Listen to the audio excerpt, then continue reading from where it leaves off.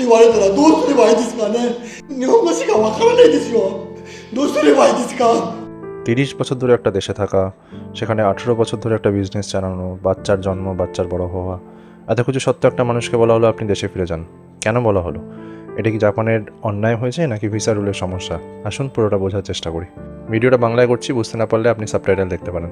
ভদ্রলোকের নাম মনীশ কুমার, তিনি ছিলেন বিজনেস ম্যানেজার ভিসায় এতদিন ধরে। প্রথমেই জেনে নেওয়া যাক যে বিজনেস ম্যানেজার ভিসাটা কি, পিআর কি অ্যান্ড সিটিজেনশিপ কি। ভিসা হচ্ছে নির্দিষ্ট শর্তে একটা নির্দিষ্ট সময় পর্যন্ত আপনাকে একটা দেশে থাকার অধিকার দেওয়া।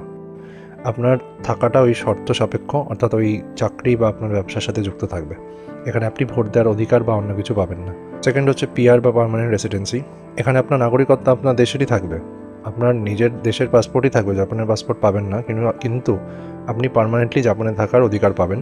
এখানে একটা বড় সুবিধা হচ্ছে আপনার জব চেঞ্জ হলে বা ব্যবসা পরিবর্তন হলে, জব চলে গেলে, কোনো কিছু হলেও আপনি জাপানে থাকার অধিকারটা পাবেন, কিন্তু ভোট দেওয়ার অধিকার বা পাসপোর্টটা পাবেন না। থার্ড হচ্ছে সিটিজেনশিপ, অর্থাৎ আপনি পুরোপুরি নাগরিকত্ব পেয়ে গেলেন জাপানের, আপনি জাপানের পাসপোর্ট পেলেন, আপনি জাপানে ভোট দিতে পারবেন। কিন্তু কিছু কিছু দেশ আছে যেখানে আপনাকে ডুয়াল সিটিজেনশিপ অ্যালাউ করে না, যেমন ভারতবর্ষ। সুতরাং জাপানের নাগরিকত্ব নিতে গেলে আপনাকে ভারতীয় নাগরিকত্ব ছাড়তে হবে। কিন্তু আবার কিছু কিছু দেশ আছে যেমন বাংলাদেশ, যেখানে আপনি ডুয়াল সিটিজেনশিপ অ্যালাউ করে, তো আপনি বাংলাদেশ এবং জাপান দুটো দেশেরই নাগরিক হতে পারেন। তো এই মনীশ কুমার ভদ্রলোকের বিজনেস ম্যানেজার ভিসার জন্য কী অসুবিধা হয়ে থাকতে পারে? আসুন আপনার ভিসার রুল চেঞ্জটা দেখি। আগে বিজনেস ম্যানেজার ভিসার জন্য আপনাকে 5 মিলিয়ন বিনিয়োগ বা 2 জন পার্মানেন্ট কর্মী আপনাকে দেখাতে হতো, কিন্তু এখন সেটা 5 মিলিয়ন থেকে হয়ে গেছে 30 মিলিয়ন এবং একজন বাধ্যতামূলক কর্মী আপনাকে দেখাতেই হবে, ফুল টাইম কর্মী। এটা ছাড়াও অনেক জায়গায় লেখা আছে যে আপনার কর্মী বা আপনাকে জেএলপিটি এন্টু পাস করতে হবে, এবং এই মুহূর্তে আপনার ব্যবসার গঠন, ব্যবসার স্ট্রাকচার, ব্যবসার অবজেক্টিভ, এগুলোকে আরও গুরুত্বপূর্ণভাবে এবং স্ট্রিক্টলি দেখা হচ্ছে।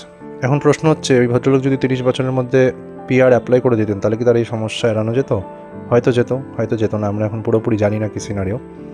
তবু আপনাদের কাছে একটা প্রশ্ন করতে চাই, কোনো দেশের ইমিগ্রেশন আগে নাকি 30 বছর ধরে তৈরি হওয়া একটা মানুষের জীবন আগে? আপনাদের কি মনে হয়? কমেন্ট করে অবশ্যই জানাবেন।